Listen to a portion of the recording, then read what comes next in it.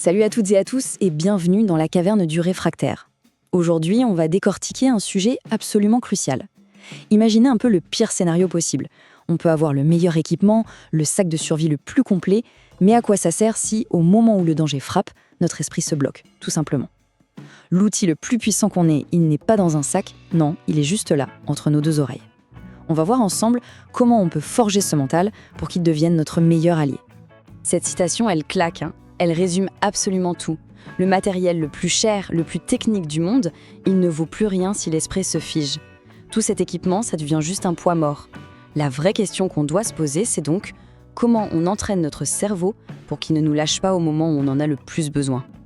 Et voilà, c'est la question centrale qui va nous guider tout au long de cette analyse. Et attention, on ne parle pas de magie ou de pensée positive un peu perchée, non. On parle d'un entraînement mental bien concret.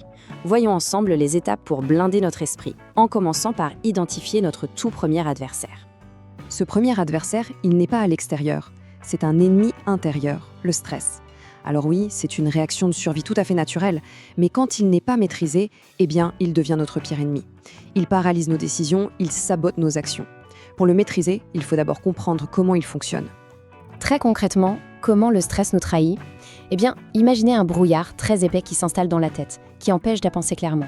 Il nous pousse à agir de manière impulsive, sans réfléchir. Et en plus, il pompe toute notre énergie. Dans une situation de survie où chaque décision, chaque calorie compte, le stress peut littéralement transformer notre cerveau en arme pointée contre nous-mêmes. Bon, si le stress est l'ennemi, alors quelle est notre meilleure arme ? Le calme. Le calme est notre bouclier le plus redoutable. Attention, il ne s'agit pas du tout de ne plus rien ressentir, mais plutôt de développer la capacité à maîtriser ses émotions pour rester le plus efficace possible. C'est une véritable compétence stratégique. Et là, le contraste est juste, saisissant. Un esprit qui est calme, qui est posé, analyse mieux la situation, réagit plus vite et surtout de manière beaucoup plus appropriée. Ce n'est pas de la passivité et bien au contraire, c'est de la performance à l'état pur. Le calme, c'est vraiment la fondation sur laquelle on va pouvoir construire toutes les autres compétences de survie mentale. D'ailleurs, avant d'aller plus loin, il y a 2 idées reçues qu'il faut absolument dégommer. Premièrement, la vigilance, ce n'est pas de la paranoïa. Être vigilant, c'est être conscient de son environnement, c'est tout. Deuxièmement, la détente, ce n'est pas de la faiblesse. Au contraire, c'est un outil stratégique pour recharger les batteries mentales et garder l'esprit clair sur la durée. Allez, maintenant qu'on a posé les bases, passons à la pratique proactive. Comment on utilise cet esprit calme pour anticiper et même éviter le danger avant qu'il ne se pointe ? C'est ça, tout l'art de la vigilance. C'est notre première et notre meilleure ligne de défense. Ça repose sur 4 piliers. D'abord, l'observation. Il faut apprendre à lire activement son environnement. Ensuite, l'écoute, pour capter les signaux faibles, les sons qui clochent. Puis, l'anticipation, en se posant sans cesse la question « et si ?» Et enfin, le socle de tout ça, le calme intérieur, qui permet aux 3 autres de fonctionner parfaitement. C'est un système où chaque élément renforce les autres. Mais attention, la vigilance, ça a aussi ses pièges. Le premier, c'est de tomber dans la paranoïa, et ça crame le cerveau. Le deuxième, c'est l'excès de confiance, se croire invincible, ça rend aveugle. Et enfin, la fatigue. Un cerveau fatigué, c'est un cerveau qui n'observe rien.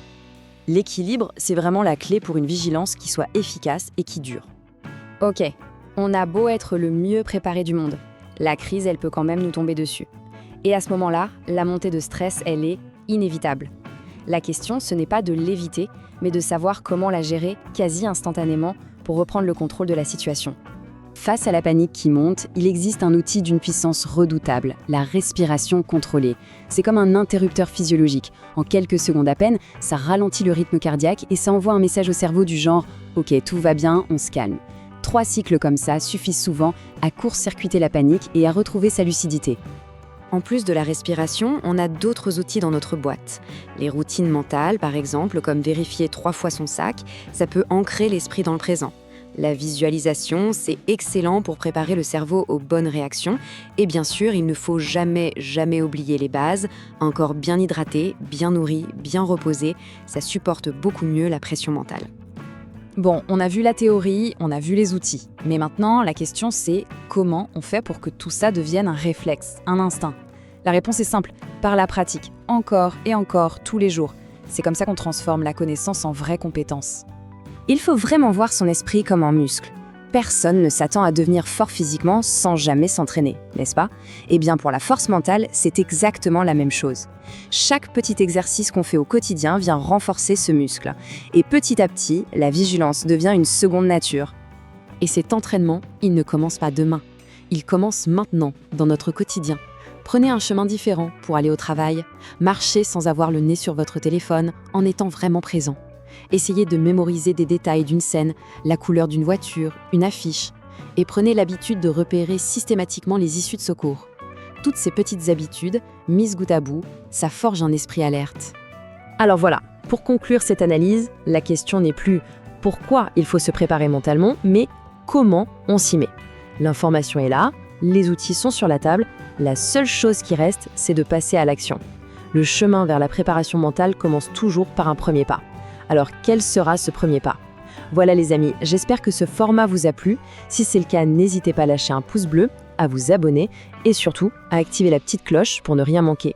C'était votre hôte de la caverne du réfractaire et je vous dis à très bientôt. Ciao!